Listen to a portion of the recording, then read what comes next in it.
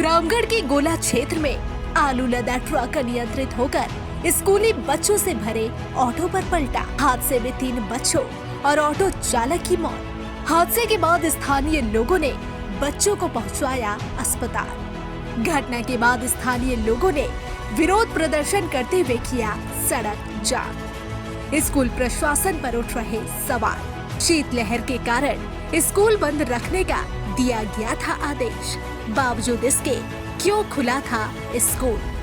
स्थानीय प्रशासन भी सवालों के घेरे में। रामगढ़ के गोला क्षेत्र में मटवाटान दामोदर रेस्टोरेंट के पास एक भयानक सड़क दुर्घटना ने कई मासूमों की जान ले ली।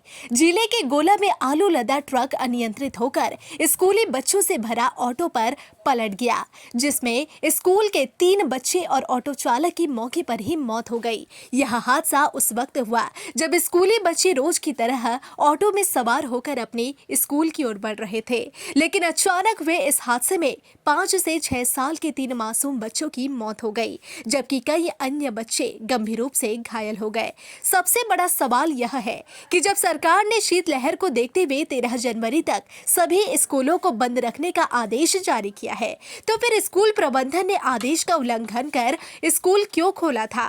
क्या यह सुरक्षा की मुद्दे को नजरअंदाज कर बच्चों की जान जोखिम में डालने का मामला था? इस घटना ने कई सवाल खड़े कर दिए हैं और स्थानीय लोगों में गुस्सा भी देखा जा रहा है। तो चलिए अब आपको बताते हैं कि आखिर इस सड़क हादसे के पीछे का कारण क्या था। दरअसल गोला थाना क्षेत्र के तिल्ला चौक के पास हुआ यह हादसा तब हुआ जब ऑटो चालक बिना किसी सतर्कता के हाईवे पार कर रहा था। वहीं ट्रक चालक ने अपनी पूरी कोशिश की कि वह ऑटो को टक्कर ना मारे, लेकिन ऑटो सड़क के बीचों बीच आ चुका था। इसी दौरान ट्रक ने उसे टक्कर मार दी। परिणाम स्वरूप ड्राइवर और 4 मासूम बच्चों की जान चली गई और कई अन्य घायल हो गए। मृतकों में 3 बच्चे शामिल हैं। पहला अनमोल कुमार, पिता करण महतो, उम्र 5 साल, कक्षा 1, पतरातू, रामगढ़। दूसरा आशीष कुमार, पिता नेमधारी महतो, उम्र 6 साल, कक्षा 1, पतरातू, रामगढ़। तीसरा नीरू कुमारी, पिता मितन नायक, उम्र 6 साल, सरला खुर्द, गोला, रामगढ़।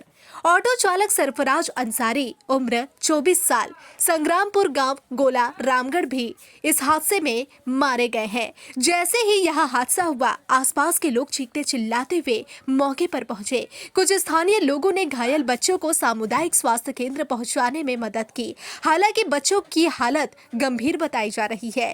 कई लोग सड़क पर आकर विरोध प्रदर्शन करने लगे और रांची बोकारो रोड को जाम कर दिया। फिलहाल स्कूल प्रशासन पर हादसे के बाद रामगढ़ के डीसी ने कहा कि दोषियों को बख्शा नहीं जाएगा और कड़ी कार्रवाई की जाएगी। वहीं स्थानीय सांसद मनीष जायसवाल ने इस घटना पर शोक व्यक्त किया है और परिवारों के प्रति अपनी संवेदनाएं प्रकट की। फिलहाल इस हादसे के बाद स्कूल प्रशासन और स्थानीय प्रशासन दोनों सवालों के घेरे में है।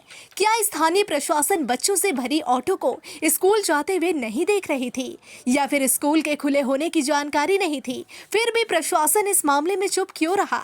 क्या प्रशासन इस हादसे का इंतजार कर रही थी? इन सवालों के जवाब आने वाले दिनों में ही मिलेंगे। लेकिन यह दुखद घटना एक बार फिर यह सवाल खड़े करती है कि क्या हम बच्चों की सुरक्षा को प्राथमिकता दे रहे हैं? इस हादसे ने कई जिंदगियां छीन ली और सुरक्षा की बड़ी चिंता को उजागर कर दिया।